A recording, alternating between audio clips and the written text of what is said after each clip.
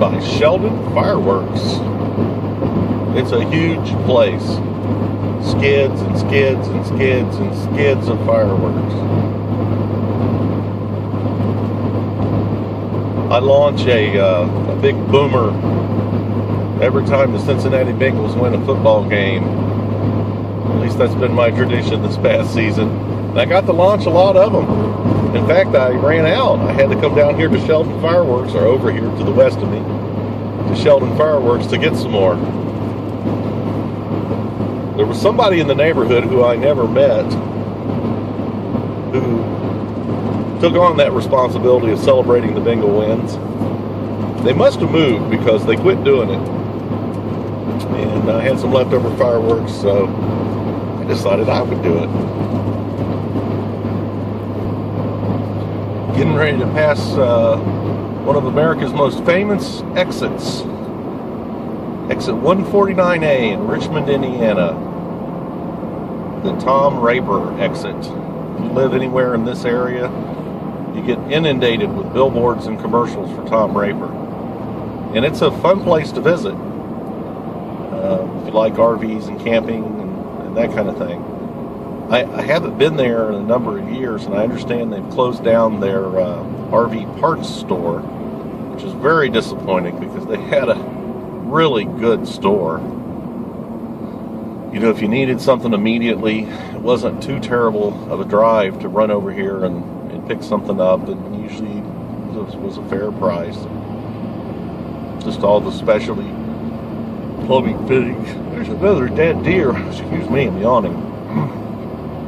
Well, it's early in my trip to be yawning already. I've seen more dead deer on the roads this year. They are everywhere.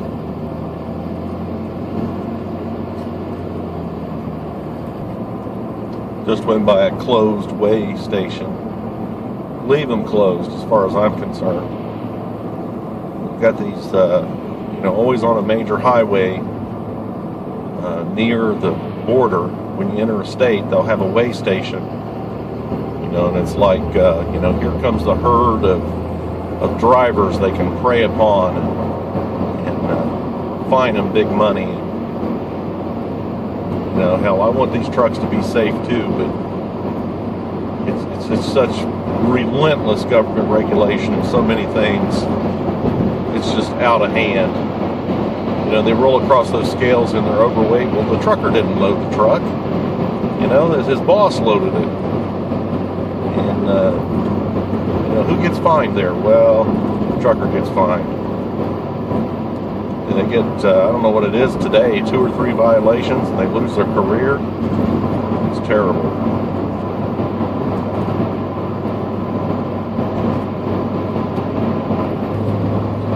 Wow, I got another exciting opportunity coming up in a couple of weeks.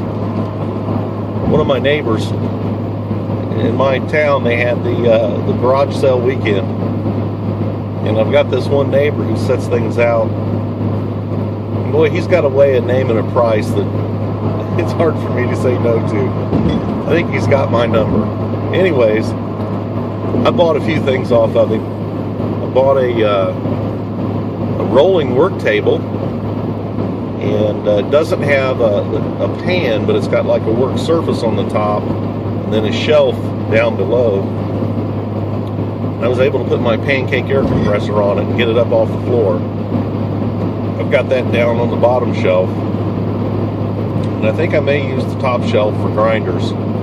I haven't had a place to mount grinders. I don't like having wheels on something I've got grinders mounted to. So I may come up with a different plan, put some other tool on that. But that's going to help organize my workspace a little bit. What else did I buy off of him? Oh, I bought some jack stands. Wow, I didn't have any jack stands at this house. He had the jack stands with the cast stem. I like those with the cast iron stems instead of the ones made out of metal pipe. Those things are garbage. But he had 3 of those. They were, 4 of those. They were small ones. And he wanted $12 for all 4 of them. Gotta buy them. else did he have there? I was trying to remember what all I loaded up. Oh, I got a Hitachi 4-inch or 6-inch, I'm not sure, angle grinder. Grinder's about that big. The one that I have is currently is a Harbor Freight one. So he sold me the Hitachi, a good used Hitachi, for 15 bucks. Hopefully I can get 15 bucks out of the Harbor Freight and I'll move up. And then Hitachi may be made in China, I don't know, but I'll bet you it's a heck of a lot better than Harbor Freight. Sounds pretty good. Starts with Authority. Came with a case, so it's a little easier to keep organized than my Harbor Freight one, or Central Machinery, which has no case. I've had it for many, many years, only used it a few times. And I've thought it was a good tool, but, you know, why not upgrade your tools when you get a chance? This guy with the hand-operated post drill press that I'm going to see, he's also got a floor model drill press listed, a Rockwell. And at first when I called him, he thought I was calling him about that. Well, I'm going to get to look at the Rockwell when I get there. I've already got a floor model Rockwell drill press. I haven't done a back of the truck video. I filmed a back of the truck video, but I haven't put it up yet.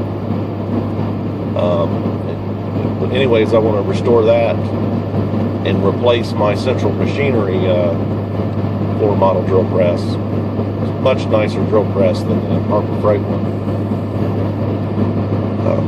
But the Rockwell one that I have is fairly simple in that line. It would be cool to find one that's got a few more features, a little more exotic. I keep yawning. So if this one's got some more features, I'll probably buy it off of him and sell the other one, because it's a fine drill press. I'd really like to get a floor model of Werner and Swayze, or some other brand like that. The Delta Rockwells, and the Rockwells are fairly common, and I guess I'd just like to have something that had a little more vintage bling to it than that. But you know, it's not going to take much work to get this thing in nice shape. So, you know, if I later find something a little more second kind of cool, I'll just sell it and replace it. Any other day. Boom. 1, 2, deer.